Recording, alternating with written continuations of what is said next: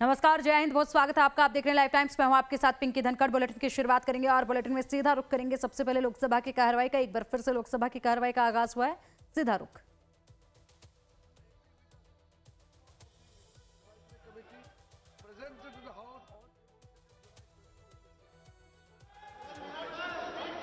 प्रश्न यह है कि यह सभा 22 जुलाई 2026 को सभा में प्रस्तुत कार्यमंत्रणा समिति के 17वें प्रतिवेदन से सहमत है।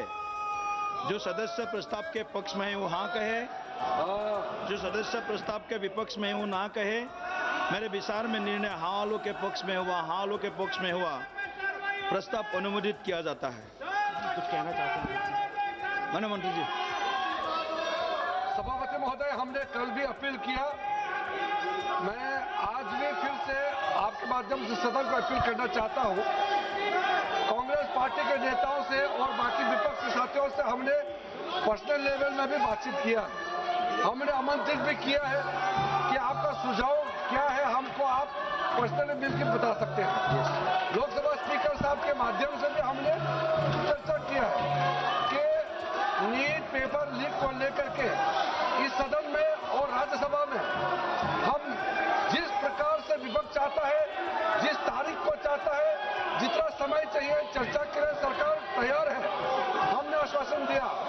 आज सवेरे आदरणीय प्रधानमंत्री जी ने भी देश के सामने में बहुत अच्छे संदेश दिया है कि नीट पेपर लीक को लेकर के जो भी दोषी पाया गया है उनको कड़ी सजा के लिए फास्ट ट्रैक कोर्ट भी बनाने का आदेश दिया गया है।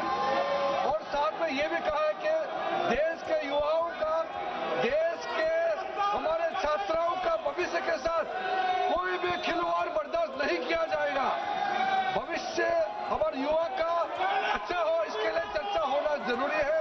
हम विपक्ष से फिर से हाथ जोड़ के हम अनुरोध करना चाहते हैं कि आप भी तय कीजिए कब चर्चा शुरू करना है, हम तैयार हैं, लेकिन आप कंडीशन लगा करके बहाना मत बनाइए, क्योंकि अगर आप कंडीशन लगाता है, आप एक्सक्यूज देते हैं, तो इसका मतलब सब समझ जाते हैं कि आप चर्चा से भागना चाहते हैं।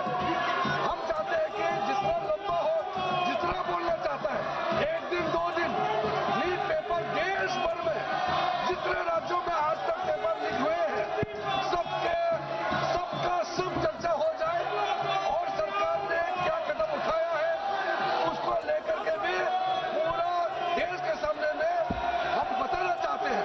इसलिए फिर से हम अनुरोध करना चाहते हैं, आज एनडीए के सारे साथियों ने प्रदर्शन भी किया, मांग किया कि तुरंत नीट पेपर लीक पर चर्चा हो। और देश भर में अध्यक्ष महोदय, ये कोई सरकार कोई पार्टी का विषय नहीं है।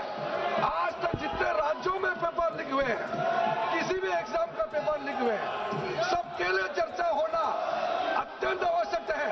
हम इसमें राजनीति ना करें, एकजुट में युवाओं के लिए, छात्रों के लिए हम एकजुट हो जाए और लोकसभा में जितना जल्दी चर्चा हो देश के लिए अच्छा है। मैं फिर से अनुरोध करना चाहता हूं कि बिना विलंब के हम नीट पेपर लीक पे चर्चा शुरू करें। धन्यवाद। अन्य सदस्यगण, सरकार भी इस सदन में आपके जो विषय है या छात्र युवाओं के साथ जुड़ा हुआ विषय है, इसके ऊपर चर्चा करना चाहते हैं। इसमें कोई दो राय नहीं है। आप भी साथ है, सरकार भी साथ है, लेकिन कोई प्री कंडीशन जो आप ऐसे बार बार स्टिकर, पोस्टर, बैनर लेकर के सदन का जो कार्रवाई बाधित करे, ये उचित नहीं है। माननीय सदस्यगण, माननीय अध्यक्ष जी, कोई माननीय सदस्यों द्वारा कुछ विषयों पर स्थगन प्रस्ताव की सूचनाएं प्राप्त हुई है। माननीय अध्यक्ष जी ने स्थगन प्रस्ताव की किसी भी सूचना के लिए अनुमति प्रदान नहीं की है। आप kindly go to your seat please. आप अपने सीट पर जाकर बैठिए। सभा पटल पर रखने जाने वाले पत्र आइटम नंबर 2, श्री अजय तमता जी। महोदय, आपकी अनुमति से मैं संशोधित कार्यसूची के क्रम संख्या 2 पर मेरे नाम के उल्लेखित पत्रों को सदन के पटल पर रखता हूं। आइटम नंबर 3, महासचिव जी।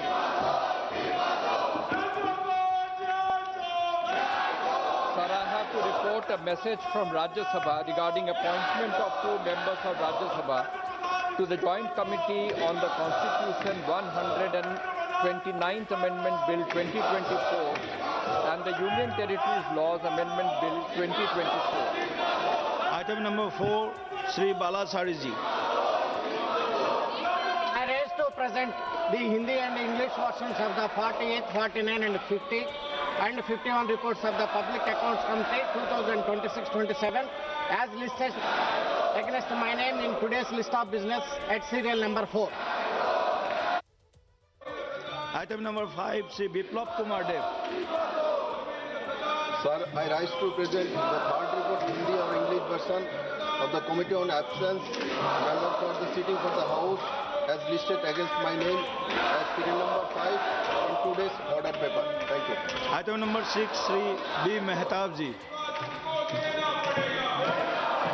Honorable Chair, I rise to present a copy of the report, Hindi and English version, on the bill, the Securities Market Code 2025 of the Standing Committee on Finance as listed against my name in serial number 6 in today's list of business. Item number 7, Srimati K. Kanemuji ji.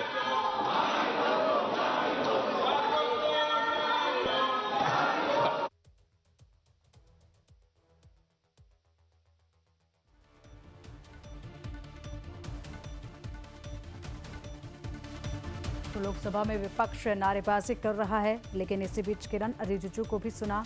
प्रधान इस्तीफा दो के नारे लगा रहा है पूरा विपक्ष और विपक्ष चर्चा से भाग रहा है, ये किरण रिजिजू ने कहा है।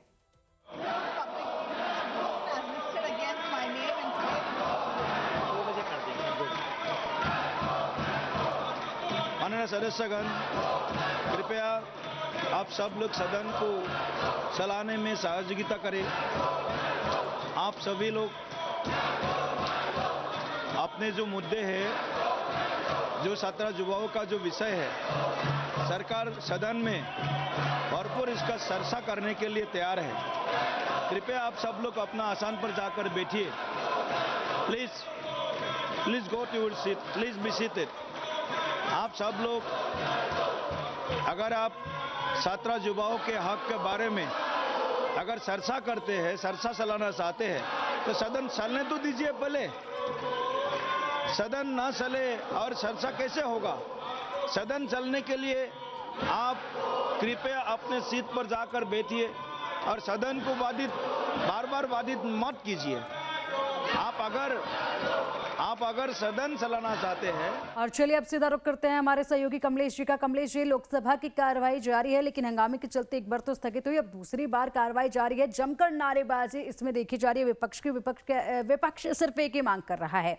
विपक्ष कह रहा है कि हमें सिर्फ इस्तीफा चाहिए, लेकिन किरण रिजिजू ने इसी बीच खड़े होकर कहा है कि हम चर्चा के लिए तैयार हैं। अब विपक्ष चर्चा के लिए आके क्यों नहीं आ रहा?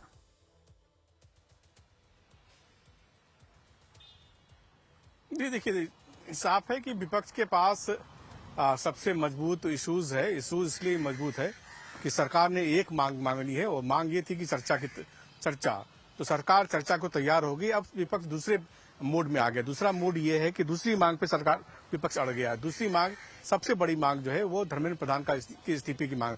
और जो तीसरी बात सबसे महत्वपूर्ण है कि सरकार, विपक्ष चर्चा भी चाहता है तो एडजर्नमेंट मोशन की तरह चर्चा चाहता है, जिसमें कि कंपलसरी हो कि सरकार उस पर जवाब दे ही।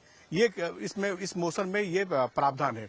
तो सर, विपक्ष चर्चा चाहता है, लेकिन धर्मेंद्र प्रधान के इस्तीफे के बाद और इस्तीफे के बाद एडजर्नमेंट मोशन के तहत, मतलब मोशन कौन सा होगा वो विपक्ष चूज करेगा। लेकिन ये अमूमन होता ही है कि किस नियम कानून के तहत चर्चा हो, डिसाइड पीठासीन अधिकारी करते हैं, सरकार की सहमति से करते हैं। लेकिन अभी जो स्थिति है, चूंकि सरकार बैकफुट पे है, लगा बैकफुट में होने की वजह भी यही साफ है कि छात्र आंदोलन कर रहे हैं। सरकार चाहती है कि किसी तरह से इसको बातचीत के रास्ते के जरिए इसको हल किया जाए, लेकिन एक तरफ छात्र आंदोलनरत हैं, दूसरी तरफ विपक्ष आज छात्रों के साथ सुर में सुर मिला रहा और सियासी रोटियां सेकने के लिए विपक्ष के पास ये सबसे सुनहरा अवसर मिला। लिहाजा विपक्ष की आमदा है कि जब तक धर्मेंद्र प्रधान इस्तीफा नहीं देता तब तक सदन चलेगा नहीं। ऐसी स्थिति में मुझे नहीं लगता कि अभी, हालांकि आपने देखा कि जो विधायी कामकाज के जरिए सरकार अपने विभागों का जो प्रतिवेदन था वो सदस्यों के द्वारा सदन के पटल पर रखवा रही थी, ताकि जो विधायी कामकाज है वो शोर शराब है वो चलता रहे।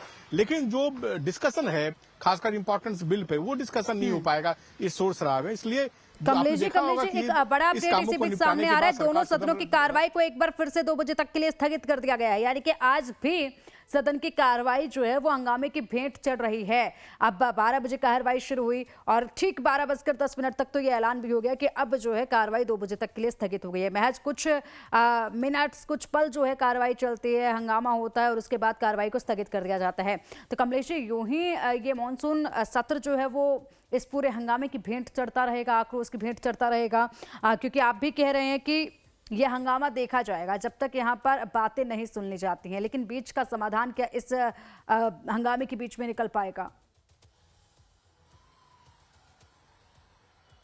नहीं, देखिए, मैंने आपको पहले कहा था कि जब तक ये, चूंकि अपोजिशन पार्टी की जब 10:30 बजे मीटिंग हुई मल्लिकार्जुन खड़गे के कक्ष में, तो उस कक्ष में यही तय किया गया कि चर्चा के लिए एडजॉर्नमेंट मोशन पे प्रेस किया जाए, मतलब उस पर दबाव डाला जाए और साथ साथ धर्मेंद्र प्रधान का इस्तीफा, इस पर बातचीत कर इस पर आगे बढ़ा जाए। और उसी 2 इश्यूज को लेकर के पार्लियामेंट हाउस में जो प्रीमाइसेस है, पार्लियामेंट का जो कॉरिडोर है, मकर द्वार पर जबरदस्त शोर शराबा हुआ विपक्ष की ओर से भी, और इसके अलावा सत्ता पक्ष हालांकि प्रतिवाद जरूर किया। सत्ता पक्ष की तरफ से खुद नितिन नवीन जो बीजेपी के अध्यक्ष है, वो खुद पार्लियामेंट के प्रीमाइसेस में एनडीए सांसदों का नेतृत्व कर रहे थे। तो ऐसी स्थिति में जहां स्कोर गोल करने की होड़ हो, तो स्कोर गोल करने में दोनों एक दूसरे को सुनने को तैयार नहीं, ना तो सत्ता पक्ष विपक्ष की मांगों को एड्रेस करने को तैयार है, ना विपक्ष सत्ता पक्ष को कोई मोहलत देने के मूड में है।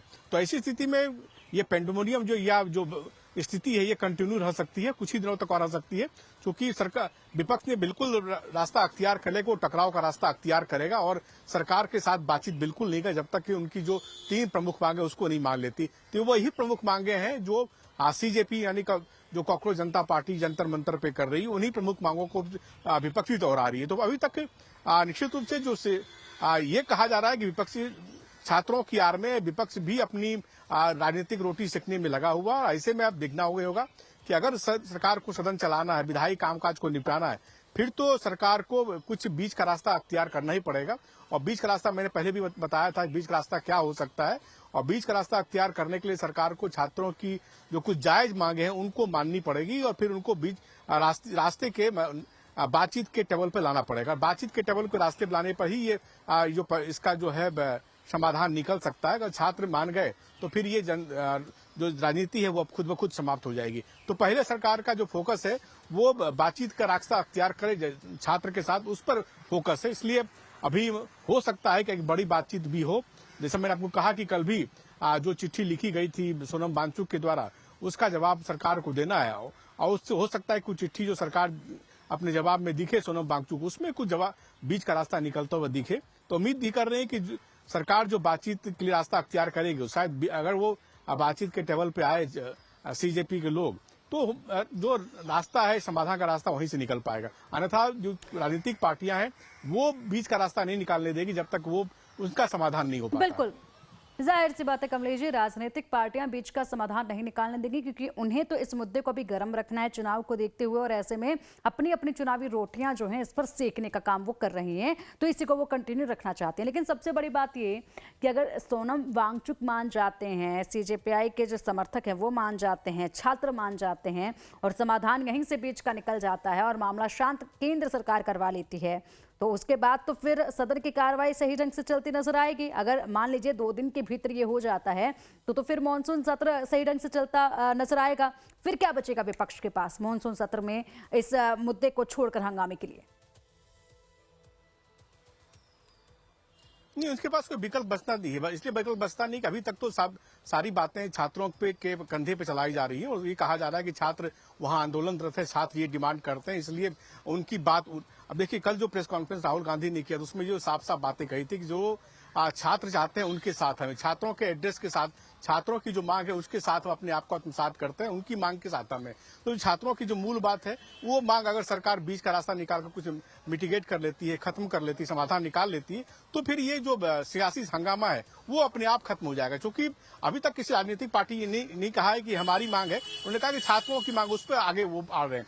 और निश्चित रूप से उसका श्रेय लेने की होड़ होगी। उसके बाद ये परंपरा होगी कि श्रेय किसने लिया, श्रेय लेने की होड़ होगी। अगर मान लीजिए ये आंदोलन खत्म हो जाता किसी भी प्रकार से, सरकार बातचीत के जरिए इसको खत्म करा देती है, तो फिर वो श्रेय लेने की होड़ होगी। लेकिन अभी जैसा मैंने कहा कि जो समाधान का रास्ता है वो वहीं से निकलेगा, और जब तक वहां से समाधान नहीं निकलता या वहां से कोई संकेत नहीं होता कि हम लोग बातचीत के रास्ते पे हैं, समाधान निकलता दिख रहा है, तभी यहाँ समाधान निकलेगा। अन्यथा जो राजनीतिक पार्टियां, खासकर चुनाव भी उत्तर प्रदेश और उत्तराखंड जैसे महत्वपूर्ण राज्यों में चुनाव भी है, और इसलिए ये मुद्दा गरमाए रखना बड़ा इशू है अपोजिशन पार्टियों के लिए। अपोजिशन पार्टी को लगता है कि ये बैठे बैठाए उनके हाथ में एक मुद्दा, बड़ा मुद्दा लगा है, और जिस मुद्दे को जितना गरमाते रहेंगे उतना उनको सियासी फायदा होगा। इसलिए मैंने बार बार मैं कह रहा हूँ कि जब तक वो वहां का समाधान नहीं निकलता, तब तक इधर से समाधान निकलने की बात नहीं, बेईमानी हो सकती है। खासकर तब सरकार ने हर बात मानी है। पहले विपक्ष डिमांड कर रहा था कि पहले आप डिस्कशन करिए, सरकार डिस्कशन करने को तैयार हो गई। अब विपक्ष एक मांग और बढ़ाती है कि वो धर्मेंद्र प्रधान का इस्तीफा हो, तो ऐसे में वो मांग बढ़ती जाएगी। लेकिन अगर वहां समाधान हो गया तो निश्चित मानिए कि यहाँ भी समाधान होता हुआ दिखेगा, सदन आपको सुचारू रूप से चलता हुआ दिखेगा। ठीक है, ये सदन के भीतर की बात हो गई। सदन के बाहर भी हंगामा जो है वो देखने को मिला। इसी के अलावा समाधान कहां पर कैसे निकल सकता है ये भी हमने बात कर ली। कमलेश जी, अब दिल्ली की सड़कों का हाल क्या? दोपहर के 12 बज चुके हैं, दिल्ली की सड़कों का हाल क्या आज? नहीं, देखिए, दिल्ली की सड़कें बिल्कुल सूना है। सूना इसलिए भी है कि जैसे मैंने आपको कहा कि सारा मेट्रो स्टेशन 16 मेट्रो स्टेशन आसपास के बंद हैं, और ये 16 मेट्रो स्टेशन वो बंद है जो पूरा जो ल्यूटियंस दिल्ली है उसको कंट्रोल करती है। अगर आप 16 मेट्रो स्टेशन बंद कर दें तो ल्यूटियंस दिल्ली में प्रवेश पाना बेहद मुश्किल है, और ज्यादातर आदमी के पास अपना साधन है नहीं जिस साधन के माध्यम से वो सेंट्रल दिल्ली में आ पाए। और जो मुख्य यहाँ का जो आप कह सकते हैं कि ये केंद्रीय कार्यालय है, यहाँ लगातार सभी केंद्रीय कार्यालय इसी क्षेत्र में पड़ते हैं। शास्त्री भवन हो गया, उद्योग भवन हो गया, इसके अलावा आपको कर्तव्य भवन 1, 2, 3 है, राष्ट्रपति भवन है, कई ऐसे कार्यालय हैं जो यहाँ मुख्य द्वार है। उसके अलावा जो व्यावसायिक प्रतिष्ठान है, काफी जो सेंट्रल दिल्ली में या कनॉट प्लेस इलाके में काफी व्यावसायिक प्रतिष्ठान है जहाँ बहुत ज्यादा फुटफॉल्स होता है। अगर ये 6 मेट्रो स्टेशन बंद है तो यहाँ पूरा स्थिति, मैं आपको राजू मेरे साथ कैमरामैन को कहूंगा दिखाऊं कि स्थिति क्या है। ये अब मैं मंडी हाउस पर इस समय आवागमन काफी तेज होता है, काफी लेकिन यहाँ अभी दोपहर के 12 बजे बिल्कुल शांति है। इक्का दुक्का कारें जो आसपास के लोगों की वो लगी हुई है, लेकिन अन्यथा यह रोड काफी चलायमान था, काफी व्यस्त रोड था। लेकिन ट्रैफिक की वजह से, मतलब मेट्रो के परिचालन की आने वजह से, मेट्रो स्टेशन बंद होने की वजह से यहाँ बिल्कुल शांति है। आप कह सकते हैं कि ऐसी शांति मैंने कभी यहाँ खासकर इस इलाके में नहीं देखी। और दूसरी बात, जब मैं सेंट्रल दिल्ली की तरफ गया, जंतर मंतर के हट करके जो रेल भवन की तरफ गया, तो वहां सिर्फ पैरामिलिट्री फोर्सेस, पुलिस बल के जवान थे, बाकी रोड काफी सूना था। तो उसका ये परिणाम है कि इम्पैक्ट पड़ा है। मेट्रो के बंद होने से केंद्रीय कर्मचारियों के कार्यालयों में आने पर असर पड़ा है, और बहुत ज्यादा असर पड़ा है। कई तो लोग आए ही नहीं, क्योंकि आने का साधन ही नहीं था। तो ऐसी स्थिति में अब ये उम्मीद, चूंकि अभी कुछ ही देर पहले खबर ये भी आई कि सुप्रीम कोर्ट ने कहा कि दोपहर तक अगर समाधान नहीं निकलता इस पर तो वो इंटरफेयर करेंगे। अब सुप्रीम कोर्ट क्या इंटरफेयर करने वाला? खासकर सुप्रीम कोर्ट ने जो बातें कही थी वो कहा था कि जो सुप्रीम कोर्ट का जो मेट्रो स्टेशन वो बंद कर दिया गया था, और वो सुप्रीम कोर्ट जो मेट्रो स्टेशन है वहीं से लोग ज्यादातर वकील और मुवक्किल वहीं से आते हैं, वो मेट्रो स्टेशन भी बंद था। तो लिहाजा कई सुप्रीम कोर्ट के कामकाज पर ही प्रभावित पड़ा है। कई वकील जिनके पास अपना व्हीकल है उसी मेट्रो स्टेशन का इस्तेमाल करते थे, जो दूर दूर से आते थे। वहां भी वो मेट्रो स्टेशन बंद होने के कारण या तो उनको काफी दूर अक्षरधाम जाना पड़ा, या अक्षरधाम से वहां से सवारियां लेनी पड़ी। लेकिन अक्षरधाम पर भी जो स्थिति थी वो बिल्कुल जो प्राइवेट वाहन नहीं के बराबर थी, ओला उबर भी नहीं चल रहे थे यहाँ, और यही स्थिति कमोबेश दिल्ली में भी है। तो मुझे लगता है कि जब तक ये मेट्रो की गेटें नहीं खुलेंगी तो यहाँ जो आवागमन है वो बिल्कुल शांत रहेगा। तो ये असर तो जरूर पड़ा है। तो उस आंदोलन का असर अगर पार्लियामेंट में भी पड़ा है तो सड़कों पर भी साफ दिखाई पड़ रहा है। जी पिंकी। ठीक है कमलेश जी, आप बने रहिए हमारे साथ। आगे एक और बड़ा अपडेट सामने आ रहा है, उस पर भी हम आपसे बात करेंगे। सरकार चर्चा को तैयार है। किरण रिजिजू ने ये कहा, हम हाथ जोड़कर विपक्ष से विनती करते हैं, आप तय कीजिए चर्चा कब करनी है। तो किरण रिजिजू ने ये कहा है कि हम हाथ जोड़कर विपक्ष से विनती करते हैं कि आप तय कर लीजिए कि चर्चा इस मुद्दे पर कब करनी है। तो पक्ष जो है यहाँ पर, सरकार जो है वो चर्चा के लिए तैयार है, लेकिन विपक्ष जो है वो मानने को तैयार नहीं है।